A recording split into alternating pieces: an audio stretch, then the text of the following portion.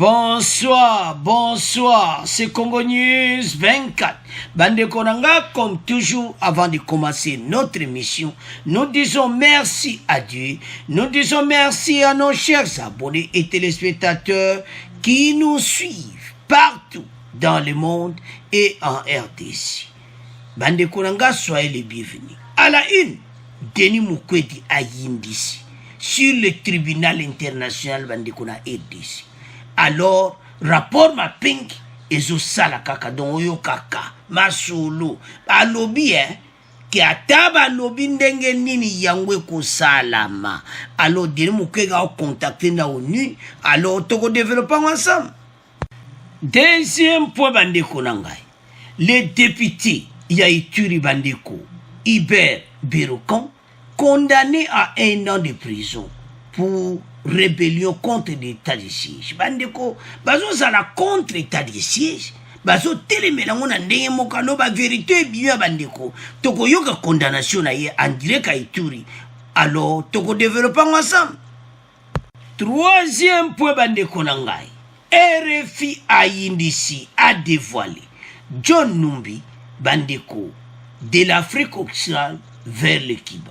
Alors Bandeko boka ba vérité que Yaya a cause la déjà na kata Kiba. Alors Bandeko tozala connecté boyoka bextrait pour eza ko yina des missions yo aza supporté par qui. Alors tozala connecté. Alors, Bandeko Nangato, comme na premier point, Denis Mukwege a Yindisi sur le tribunal international la RDC. Bandeko, ya lobi po impunité pende si la. Boko yoka extrait o ya zolo bandeko. Po impunité si la. Il fallait kaka rapport ma pingi na mesa. Il fallait kaka tribunal international le salama. Parce que situation yo. Donc, ezo senga vraiment que yango bato nyoso basala kimbeba na EDC bakanga ba bandeko zai makamu kwa mabei.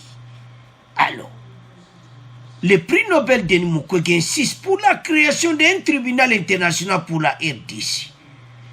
Prix Nobel de la paix en 2018 a appelé vendredi donc Lelo à la création d'un tribunal pénal international pour la RDC.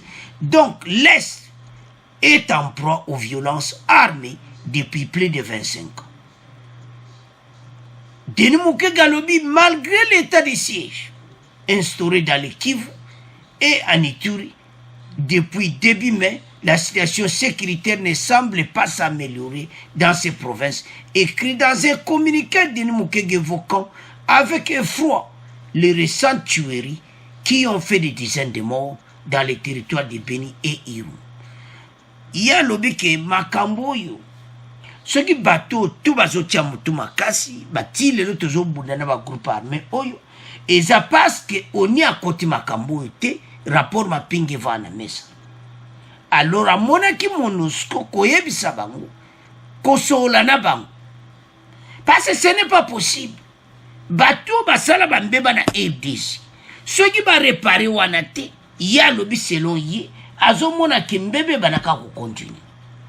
Alors asani na raison rapport ma pinge za jana mesa ezo senga ete bato tu basala kimbeba ya Rwanda na boya biso moko ya RDC bato abaleka la bar bandeko makambo tozomona okaka boya mais comme na l'air moyo kapena mbutu ekoti parce que communauté internationale bazana ngoma ile. Mais balingo kene ngone ndinga brutal. Mais tande le kebeli. Parce que Denis Mukwege boyebi prix Nobel de la paix azo tiama kelele na ndenga mukiti. Alors, de plus azo tiama kelele puis dossier zo zonga fresh. To yebete partout na ba pays européen na américain, ba toi tu as rapport ma ping ba kuma ko banga ko tambula. Et belé baza osenga meko kiniko joba soins médicaux na France basenga kali suti akoma ne malamba ke ne centre nganda mais yo osengo ke na France traitement ozomona parce que rapport ma pinga yebi ke zo zela ikuna Roger Lumbala a été arrêté bango tout ba ko zala arrêté mais communauté internationale il fallait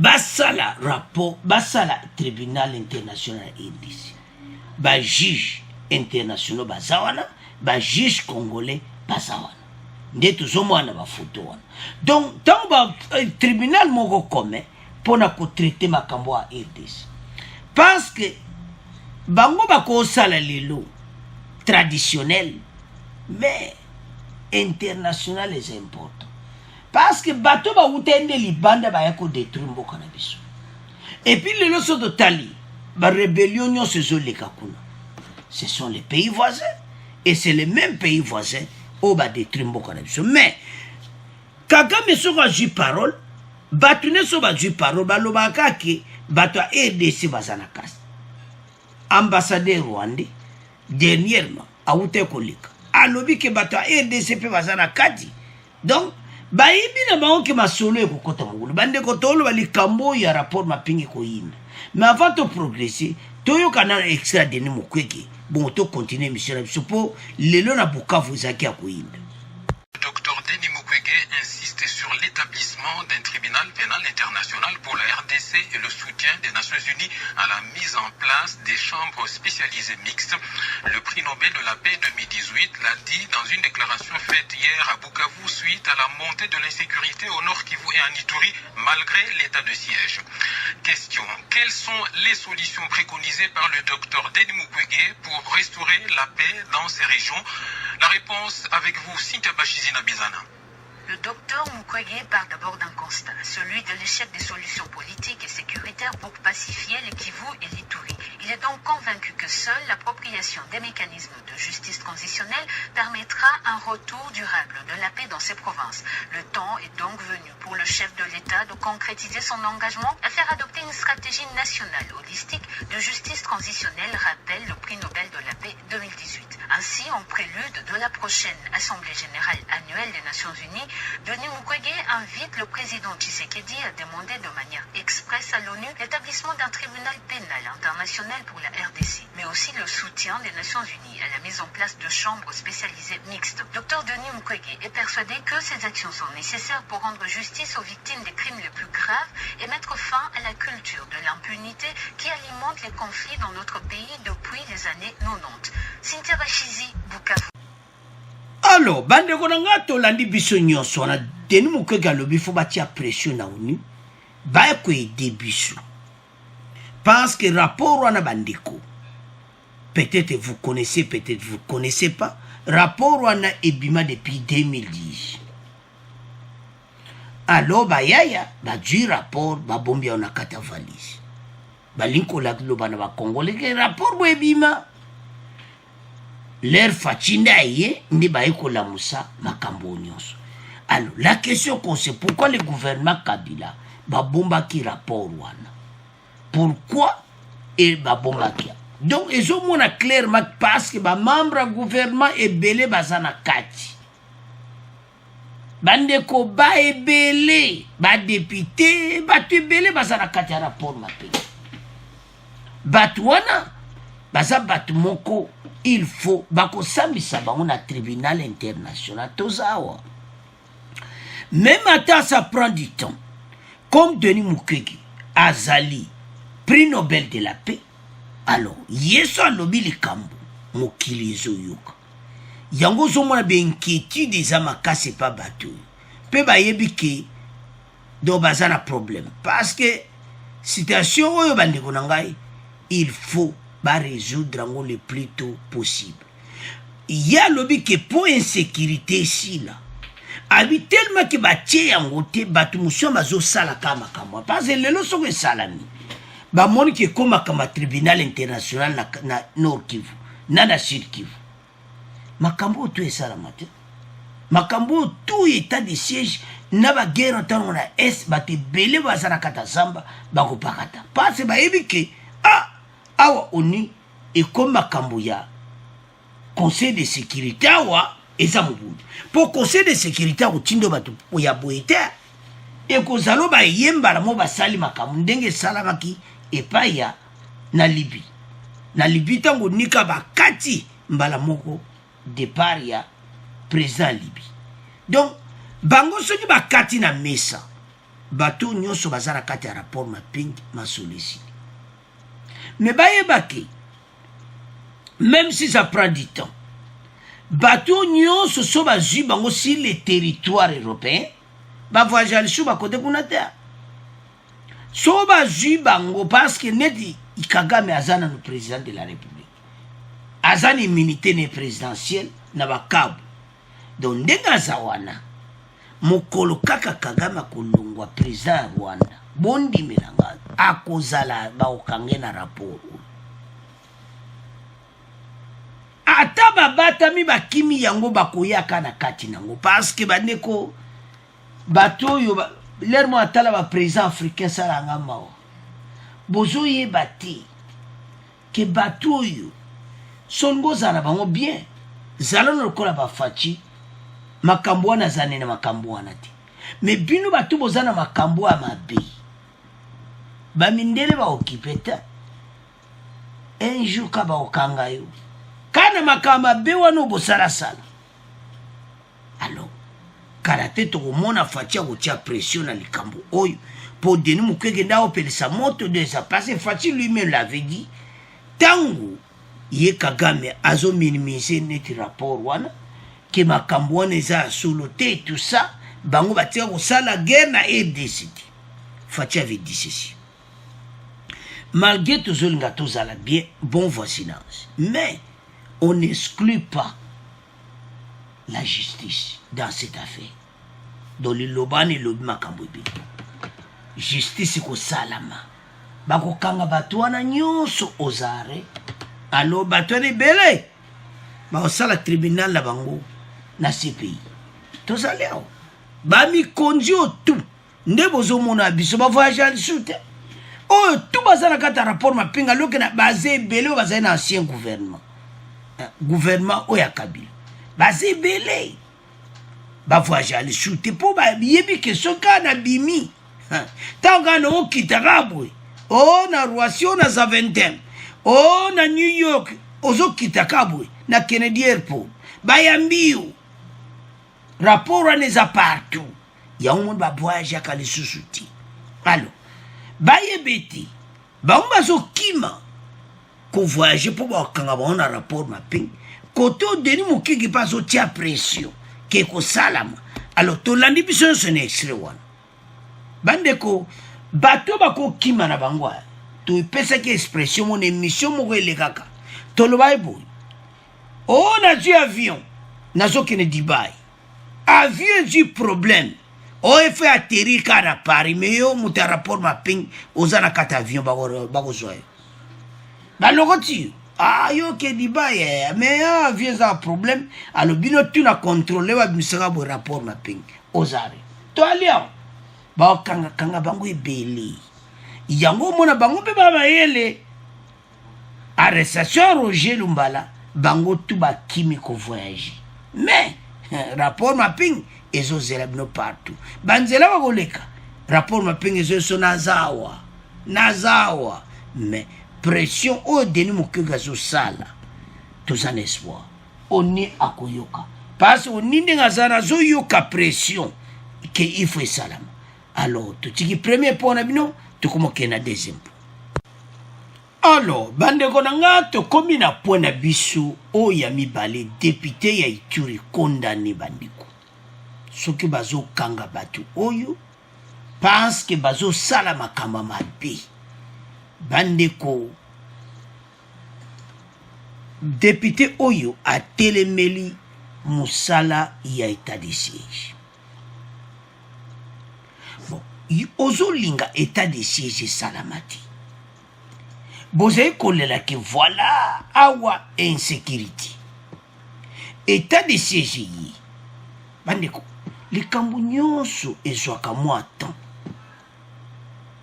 malgré batu kaka baza kukufa mais mouvement ya député oyo bamonaki yango suspect ozomona parce que kotelemela eloko neti état de siège kolobaka ezala te eloko chef de l'état kati c'est-à-dire oza contre badécision ya chef de l'état.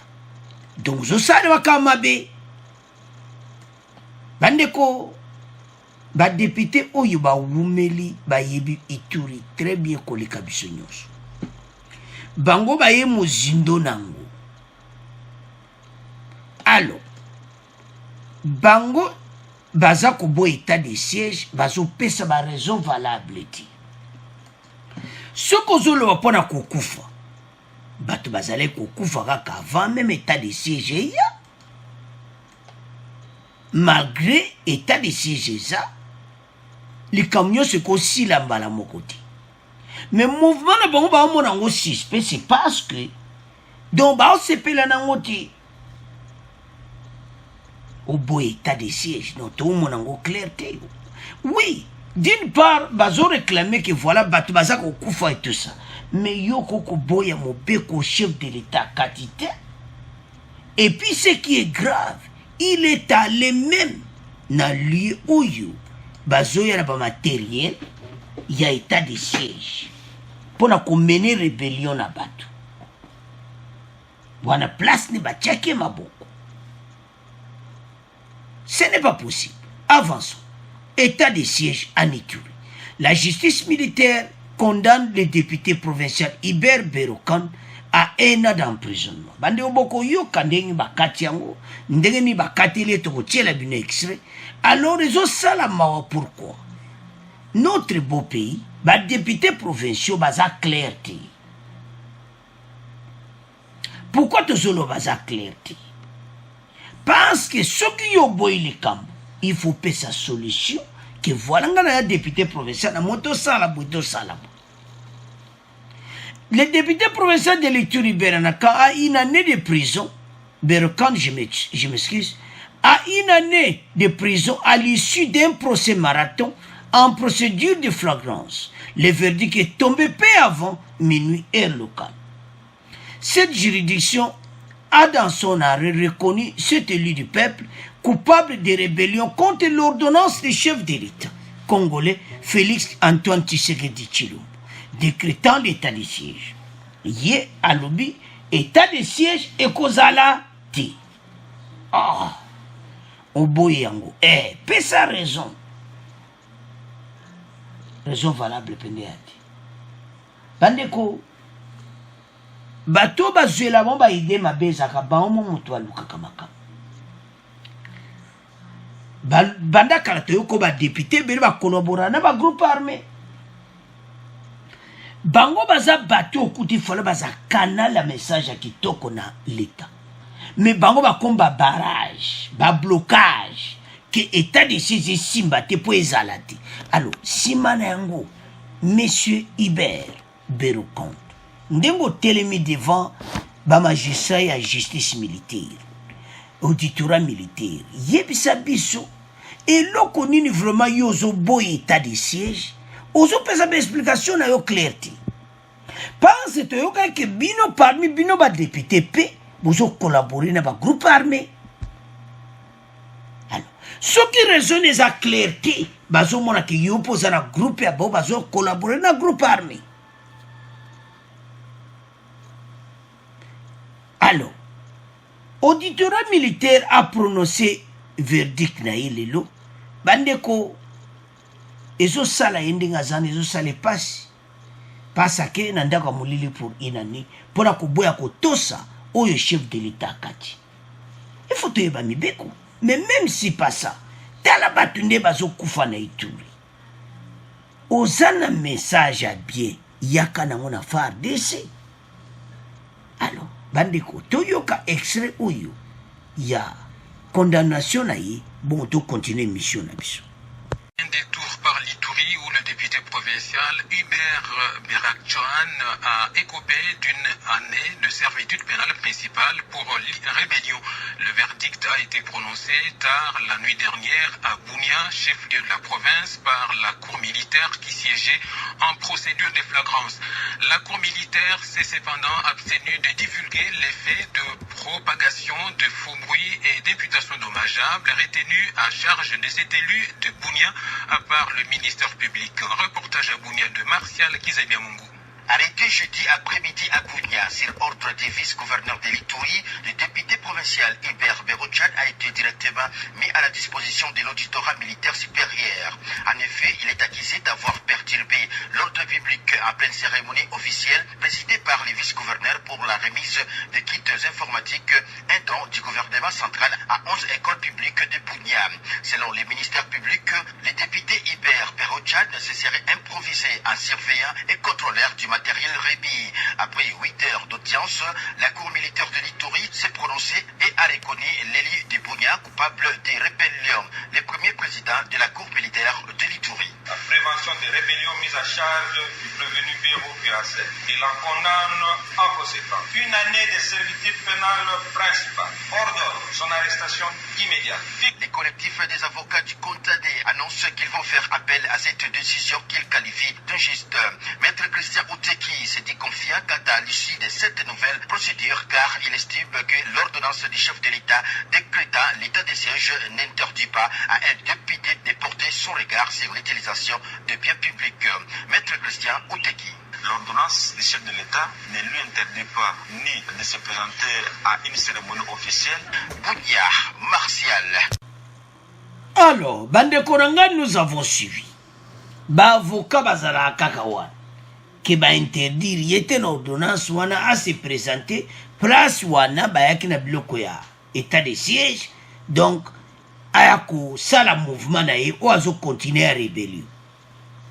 Alors, Bandeko ça passe. Comment ba député provincial, lieu que ba sungamboka, mais bazo zala contre na makambo yu l'état zo me mapona ko idemboka. Bandeko guerre wana, il faut te prier pe makasi ponango. Parce que batu ba telemi na ndenga mukete. Bandoka Congo ba telemi na ndenga mukete. Pour l'état de siège. Mais bende le koyati. Fa de sa kutikati. Bandeko esa pasi. Citation oyo. Nandeto landiwana. Donc ye ba avocane ba lobi ke peksamite kaya na ba place wana oya makambo ya état de siège. Monsieur le prévenu député, la cour vous condamne pour rébellion à une année de servitude pénale principale et ordonne votre arrestation immédiate. Lâche le premier président de la cour militaire de l'Ituri, le colonel Dienga, Akele, lors de la lecture d'Odi au arrêt. Neto Landiwana. Attendez Wabi aux arrêts immédiatement parce qu'il y a télémé l'état de siège. À sa contre-ordonnance à chef de l'État. Alors, il faut pas kangai. Le problème au Tozanangwao, et ça a été quoi, télémé l'ordonnance et tout ça, bah, faisait belé. Déjà, baza bateau, baza au soupçonné, bon, bah, collaborer, kana, bah, groupe armé. Ce sont des soupçons. Je dis bien. Parce que nan, bah, preuve, bah, kangi, bah, mais, ils ont déjà, n'a cause à la contre-état de siège, on dit, ils ont même ça va cop là-bas. Oui, batu bazo kufa, wana tozo boyati. Mais, eko aussi la kamba, la mokote ki batu bao kufa le soute. Malembe, ça va aller. Bande consultation, ça passe.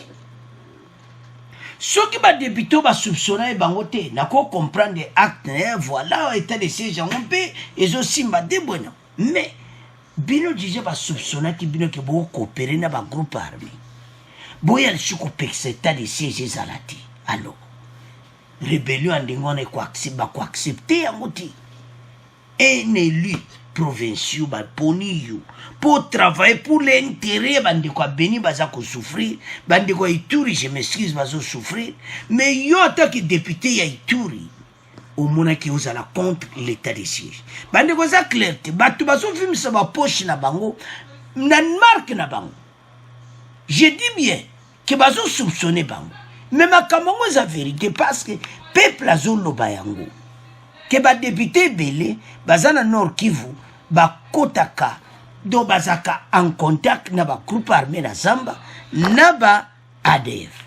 Donc, quand on total la bilo na to mona to biti. Situation est amouboul. Bande konanga, tala.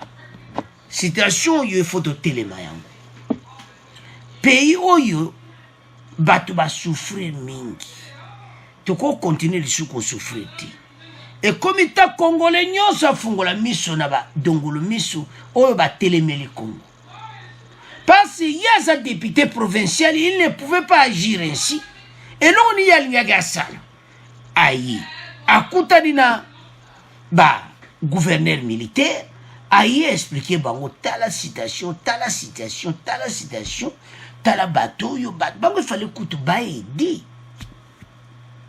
mais bango bazo sa l'opposition non biso sa besoin bateau na baza shooter kuna na Nord Kivu ba groupe armé zalate mboke zana kimia mais monsieur Hubert yepo na ye amona ki rébellion comme le côté déjà tout ça ba rebelle ben la zamba yo yela biso rébellion contre l'état de siège on l'axe opposition en clair en public ayeti na place yo ba masolo état de siège place de bakangela ki peango non ce n'est pas possible on n'acceptera pas ba acte aboy cause à la contre-ordonnance à chef de l'état oyo eza pour l'intérêt en mboka bandeko makambo to yo bango chaque fois mutu akozala contre état de siège botala e bien est-ce que azolia te na ba ADF est-ce que aza ba collaborateur na bango te est-ce que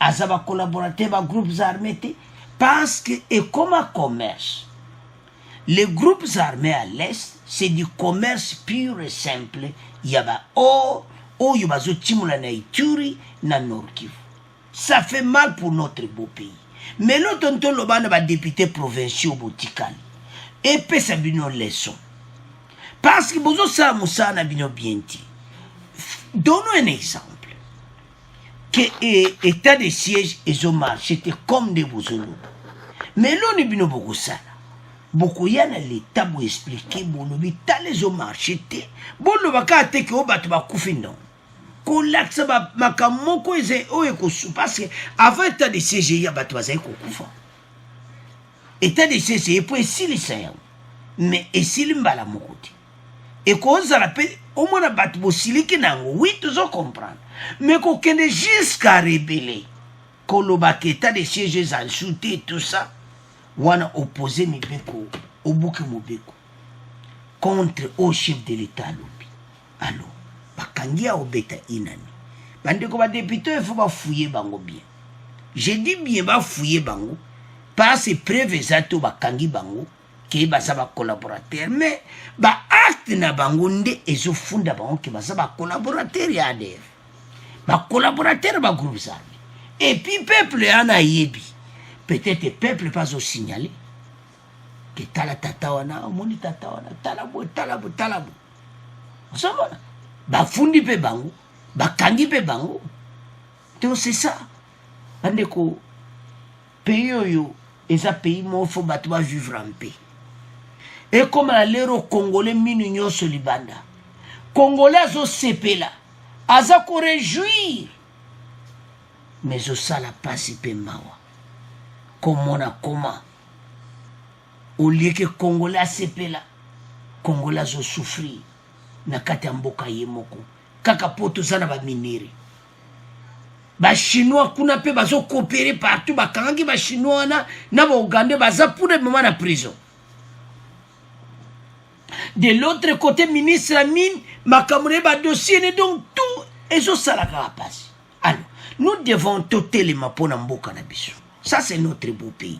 Bandeko nyoso baza de père et mère et comme temps tout le bamakasi pour mboka parce que mbatu oyo ba député provinciaux bazo l'axe exemple ti déjà qu'on s'opposer l'état de siège sans couper sa solution aux obébis parce que eloko ni to kwa ko sepel so ya lobi voilà ndebo sala boza bien te tala parce que bango bato ba kotika kutu pla parce que bango ba umeli kuna bango ba yema solo ba groupe armé yaza député provincial ayebi tout ce qui se passe mais baza ko iditi pour moi que banduka Congo baza partout ko boy état de siège tout ça na mboka démocratie mais na ba kao bato bazo kufa pesa raison expliquer mais yo vandi na yo le que oh non et vous allez shooter pour bato bakufa et puis ozo lobango ozo décider yo zanan yo zali député ko décider bongo te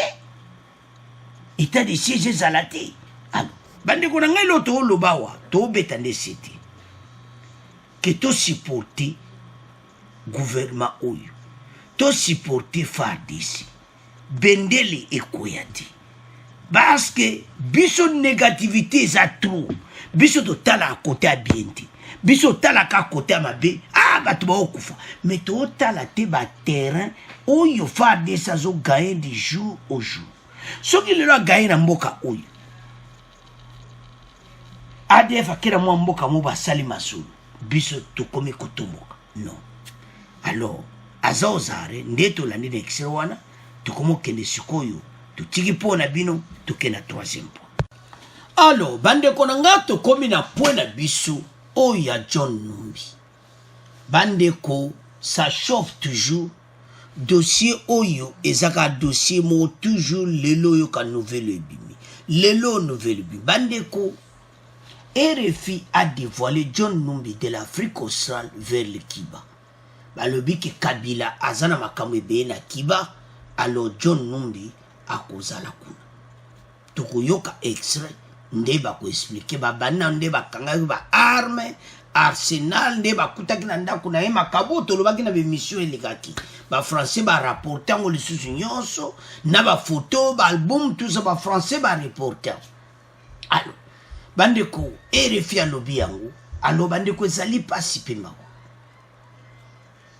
bato yo basali be yo maminene na mboka baza bato mo ifale kaka bakanga baye ba place baza mais tant tozo mona ki lelo azabwe zabo donc aza supporté par qui c'est ça question baso tuna et problème ya Eric Lenge pe causer ba makambo ko sakana wote bisi monga mbele entre ex-première dame et tout ça Joseph Kabila do batouana tout la situation Floribert Chebe eza batu musuba boma kabangote okokele la ndenge mo makila Chebe zo tambola na ndenga mokite parce que bande ko nombre bato bakangi na dossier Chebe ya oh bande konangai azamuta droit de l'homme ba français ba supporta ango ko 50 à 100%. Ba français baza sima dossier oyo dossier loko ba français baza sima nango bato yo suka kaka ba ko tia bango maboko atabakimi et ce qui est grave bato tanga Afrique australe qui kaya wapi Afrique australe en exil. Pour bango Afrique australe kuna na ndaku ya nani? Point d'interrogation. Donc c'est ça situation eza mobulu. John Numbi dossier ne ba français ndenge ba lobi ba se biso watoye la abino be info oyo ba lobi ya mwa tozolo. RFI a koyiba nouvelle na kopesa ekozaba ezaba nouvelle moko ya solo bango balobi ke malgré ba du confirmation te balobi ke il est donc de l'Afrique australe vers le Kiba balobi pe ke Kabila azana ba activité na Kiba ba français muto balobi alors situation yezo comme de plus en plus pire. Mais lorsque ça bien auditoire militaire, basi bakangi batu tout o basala ki makamba Chebe ya na baza. Muto bazangi ko kangeza kaka John Numbi. Liangwa la voix sans voix, balobi non. Toko zelati quand. Basala ba banda procès. Parce que yata kimi balobi makila Chebe za na force moko osaka na ngudi. Makilane Hollanda est partout. Alors, c'est l'homme preuve oui moanaki que John Numbi nde aza commandité. Mais bateau basal coopération basi bakangi bango tout ils ont tout dit parce qu'ils sont aux arrêts. Alors bakangi batu nyonso dernier mawuto kanga oya suka oyo yepe na oya bomaki bakanga ki Alors, bandeko, dossier ou ya Tchebeya, et ça dossier mo bandeko, bakokanga bato tout. Parce que, ça qui faut procès moko na 2010, barre na bango pe. Alors, dossier leki na ngoka abu. Wana tozaki na impunité. Mais lelo, Congolais sont libres. Alors, auditorat gira FARDC. Yepsi ba Congolais vérité que tala ba photo, mais malgré ba photo nyon sango. Balumina ba te passe album ya monene. Et ce qui n'est pas, et le réseau ça la passe. Boko yo kabande que pas français balobi yango. Ba photo wana. Batwana. Et le réseau ça la passe nde yango wana. Lelo ba français balobi non. Bandeko, ce n'est pas possible. Non, c'était hier. Bokoyoka. Hier, message au français va pêcher. Donc, ce n'est pas possible. Si John Numbi. Alors, sans plus tarder, Toyoka. Ba français va rapporter on a ndenge bandaka nandande bakuta ba Arsenal et tout ça anti ba yokoma na ba photo. Ti nane ba okomake de l'Afrique australe John Numbi vers le Kiba. Toyoka monte continuer mission na biso. En RDC où un véritable arsenal a été découvert chez le général déserteur John Numbi, recherché pour l'assassinat en juin 2010 du militant des droits de l'homme Floribert Chebeya et de son chauffeur Fidel Bazana. Une affaire que suit de près Sonia Rollet. Bonjour. Bonjour. Vous êtes notre envoyée spéciale permanente à Kinshasa. Une affaire qui vous intéresse aussi beaucoup, Serge. Bonjour. Bonjour Chantal et Sonia. Vous êtes en ligne d'Abidjan. Serge, vous avez la parole. J'ai entendu qu'une nouvelle perquisition dans la résidence de l'ancien chef de police, John Numbi, a été organisée. Alors j'aimerais savoir pourquoi cette nouvelle perquisition maintenant alors qu'il a disparu depuis plusieurs mois. Comment expliquer la présence de telles armes à son domicile? Sonia Rollet, cette perquisition a été menée par la justice militaire, la police scientifique et les services de l'urbanisme. Qu'est-ce qu'ils recherchaient et qu'ont-ils découvert exactement? Alors, ils recherchaient justement un peu ce qui a été trouvé, à savoir surtout l'arsenal d'armes, parce que ça c'était quelque chose qui était soupçonné. Et puis ils ont découvert évidemment d'autres, des photos, des dossiers. Alors il faut rappeler quand même que John Numbi était le chef de la police, donc c'est pas étonnant qu'il puisse avoir amené des dossiers chez lui, qu'il avait été en tout cas chef de la police. Il y avait aussi par contre une table qui ressemblait un peu à une table de morgue, un frigo, avec des photos qui ressemblent étrangement, avec des corps à l'intérieur, qui ressemblent étrangement à ce qui avait été vu. Évidemment, il n'y avait pas de corps qui ont été retrouvés. Il y a quand même des opérations de fouilles qui vont peut-être être lancées donc, dans cette maison pour vérifier, parce que il y avait des allégations qui duraient depuis assez longtemps, et même en janvier, en février, il y avait eu une série de fouilles en fait sur une autre ferme de John Numbi, comme d'ailleurs du général Jadidja, pour tenter de retrouver des corps qui étaient signalés, et notamment celui de Fidel Bazana, donc qui était à la fois le chauffeur, l'ami et le collègue de Floribert Chebeya de la Voix des Sans-Voix, et qui était lui aussi de la Voix des Sans-Voix. Donc il y a toute une enquête en cours pour savoir un petit peu pourquoi eh bien, ça prend autant de temps. Ça, c'est une question un petit peu que tout le monde se pose dans la société civile et tout. L'enquête a toujours avancé par à-coup. Donc voilà, quand l'enquête de RFI est sortie, ça fait un premier à-coup, et il y a des choses qui ont avancé. Là, on a vu que tout récemment, il y avait eu une arrestation d'un des membres présumés du commando qui a assassiné Floribert Chebeya et Fidel Bazana, qui a été arrêté. En fait, il y a beaucoup d'informations qui sont disponibles sur cette affaire quasiment depuis le tout début. Quasiment depuis le lendemain de la mort des deux militants des droits de l'homme et de la découverte du corps de Floribert Chebeya. C'est la justice qui avance lentement sur ce dossier, et qui avance aussi sur certaines des accusations qui peuvent être menées par les parties civiles, ou des choses qui peuvent être dites par justement ces personnes, ces membres du commando qui sont arrêtés petit à petit, et dont la société civile par exemple, ou la Voix des Sans-Voix, ou d'autres organisations ou des familles disaient ils se trouvent ici, et jusqu'à présent ils n'étaient pas arrêtés, et on voit donc ces derniers mois que ça commence à avancer. Sonia Rollet, a-t-on des pistes sur l'endroit où se trouve John Numbi désormais? Alors on a tout entendu là-dessus. C'est assez compliqué de le dire puisque ce sont que des informations qui sont données par des personnes extérieures, que lui-même, s'il le disait, est-ce qu'on pourrait vraiment le croire? Pour l'instant, ce qui est dit, c'est qu'il serait probablement en Afrique australe, où il y en a même qui parlent de Cuba.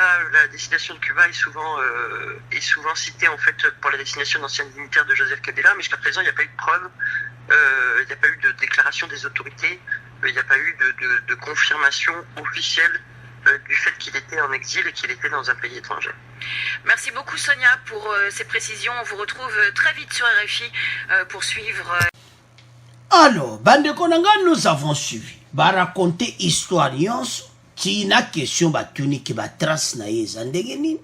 Ba lobike no yebana keza na Afrique australe malgré bango bazara confirmation officielle ti mais na oyebi siko ke azana kiba passe Kabila azana ba activité kono mais siko problème toujours lobawa bande ko maye nyinga na apambati passe bango po ba lobi bongo bayoki mais bango po ba ya kolo bango passe bango balinga ka vérité ya ba lobi ke confirmation officielle te mais oyo bayoki ke vers kiba donc azana kiba alors batu bako croire passe Kabila azana ba activité kuna nde bango balobi to reporter ndenge RFI alobi bande ko situation oyo eza situation moko il faut justice militaire basala tout bakanga John Numbi ya kosamba ekozala bien pour la famille Chibeya ekozala kitoko pour na makambo nyonso oyo mais tant que l'homme en question bakozwa été ekosala kaka passe mais voix sans voix baza déterminé balobi na auditorat militaire balobi ke basala lokwa bakangi bato tout à part John Numbi o babomaki basala procès batia bato na prison masolese ko déjà babetaka dia prison alors yango bango bamoni ke tant ezoleka ba avancer na makambo oyo babosana ngo bazwa bato ti John Numbi un jour bandeko tala boyina makambo ba rapport mapengi ba makambo ebele ndenge ezokende ko bato tout passe bakende sous ba pays européen bakende sous ba pays américain au Canada o ba pays o minene wana te po ba yebike soto ke kuna eza mobulu rapport mapengi ekosimba makambo ebele ba okanga biso na ba dossier tozana ona RDC mboka mawa botala mboka oyo facha ekokuta donc eza pasi alors régime oyo ya Kabila nde moto penza ekomisi mboka par terre ezosala pasi pe mawa kaka par terre ti mais bamilimo bato ebungi pendant les 20 ans bazoyeba na nombre batuti album wana bafoto basite nyonso ti peut-être so basite nyonso atala ndenge Eric Lenge ekobima kenzoka nde azalaki assassiné ozomona donc biloko ebele bafoto monzambe nde asalaka bango le batiaki biloko na bango kuna bandima iteke bayeba iteke bakoya kofuye pale wana ozomona alors justice militaire baosala mosala nango matière scientifique bayeba exactement makambo nini ezala kosalama na ndako wana pasi nde bolandi bafrançais na baexplike biloko ya bamorgue et tout ça donc ezosala kitoko te ça fait mal alors situation toza nango ezaki ezala za na Afrique australe baluka bakanga ye malgré voix sans voix bazosenga ke makambo edemare mais auditorat militaire ndi baza na besoin pene basambisa ye John Numbi mais bakozwa ye ndenge nini question bato kaka baza kotu nani akimisi ye ti kuna alors donc makambo kaka do eza mobulu na mboka na biso makambo ebele oleke avancer eza fréni ancien régime batia bakala makambo ebele partout. Mais bandeko toza en espoir parce makambo tondima ete ke bato nyonso lelo bakokanga bango à part John Numbi bazwi ete.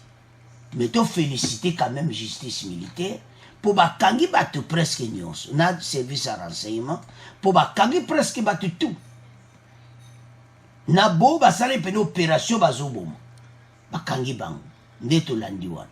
Alors lokola bakangi bato assassin so commanditaire John Numbi baozwa ete basala procès bakondane bango histoire oyo ekoma badossier kaka ya kolanda parce que ndenge aza na Cuba aza supporte bango bato ancien régime baza na bambongo na bango. Alors lokola baza na balare na bango baza supporte donc place aza.